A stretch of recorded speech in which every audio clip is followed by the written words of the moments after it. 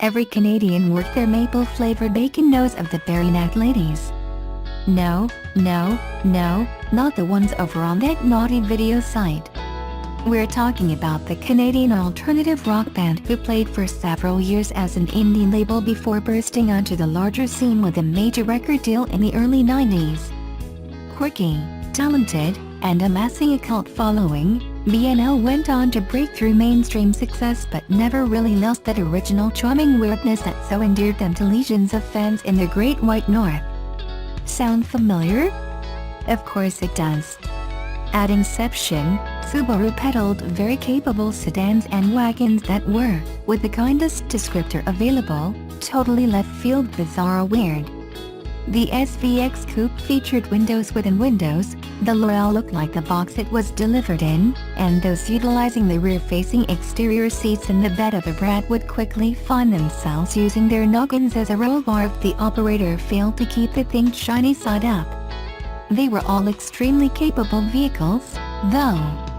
The company loved to remind us of the beauty of all-wheel drive, building a cult following who swore by, but not often at, their quirky little boxes from Japan. Over the years, and in the name of chasing more widescreen success, Subaru has engineered some of the idiosyncrasies out of its cars but has still managed to retain some of that weird charm. Not unlike our favorite band from Scarborough, then. 7 days is the generous amount of time we're given to sample a vehicle from an OEM press fleet. Using the car to shuttle the family around town, run a few errands, and take a jaunt or two on the highway allows us the chance to evaluate the machine on a level not found during a quick test drive. Our tester was a 5-door model in 2.0 iSport trim with the optional technology package, stickering at $29,690 including freight.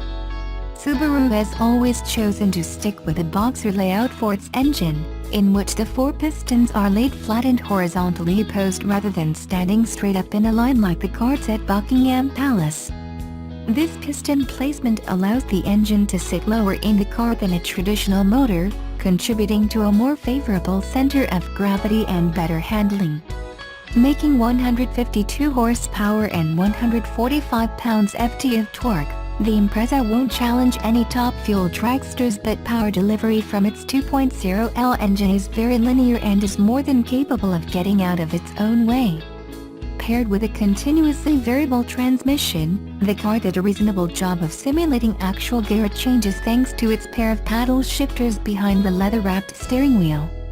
A manual transmission is available at this level if buyers choose to forgo an optional technology package. Inside, Subaru designers have engineered a solid effort.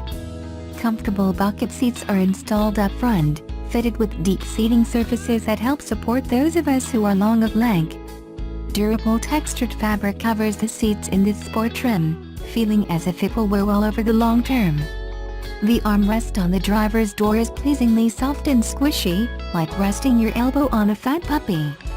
Rear seat accommodations are more than sufficient for families with 2 small kiddos, although the space is bereft of USB ports and heating vents. A handy center armrest with dual cup holders swing down from the rear seat back, which can be further flipped and folded in a 60/40 split to expand the already commodious and well-shaped cargo area. What are buyers be giving up if they purchase an Impreza Sans technology package? Externally, not much. But there are a few gee-whiz features in the tech pack that do make life a bit easier during the morning commute. Subaru's quirkily named EyeSight system bundles together a yaffle of safety nannies such as adaptive cruise control, lane departure warning, and lane keeping assists. Pre-collision braking and throttle management allow the subby to help mitigate a collision in emergency situations such as when a delivery truck decides to suddenly cut across 2 lanes of traffic on a busy DVP. Reverse automatic braking looks for objects directly astern and applies the brakes if the driver is about to run over Junior's bicycle he left in the driveway.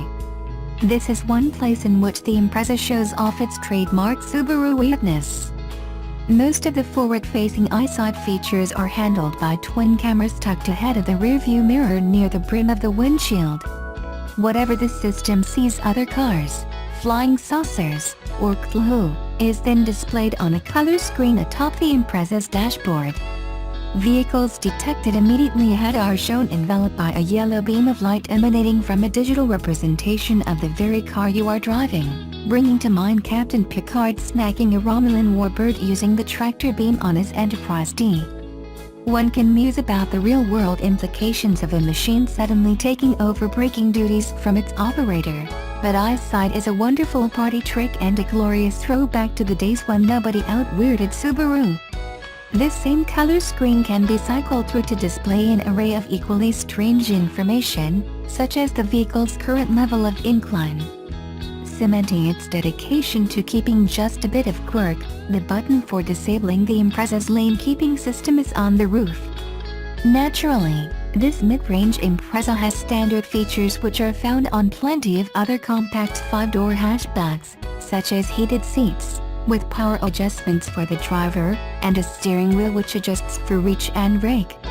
Apple CarPlay and Android Auto are present and accounted for on all models, but Sirius XM satellite radio doesn't appear until this sport trim.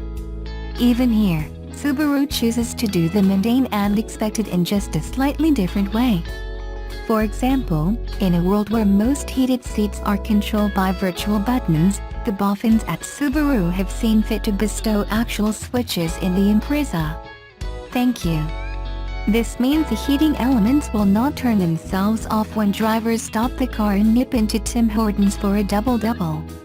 Over 295 kilometers of driving primarily on rural roads, the 2017 Subaru Impreza 2.0 iSport burned 24.4 L of regular fuel, returning an agreeable 8.3 L/100 kilometers. Transport Canada rates manual transmission Impreza sedans at 10.0/7.7 on the city highway cycles, while CVT-equipped models are rated at 8.3/6.4 for the same measures.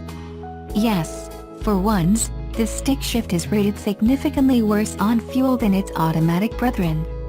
Blame, or credit, the CVT and its propensity to prioritize economy over performance for this oddity.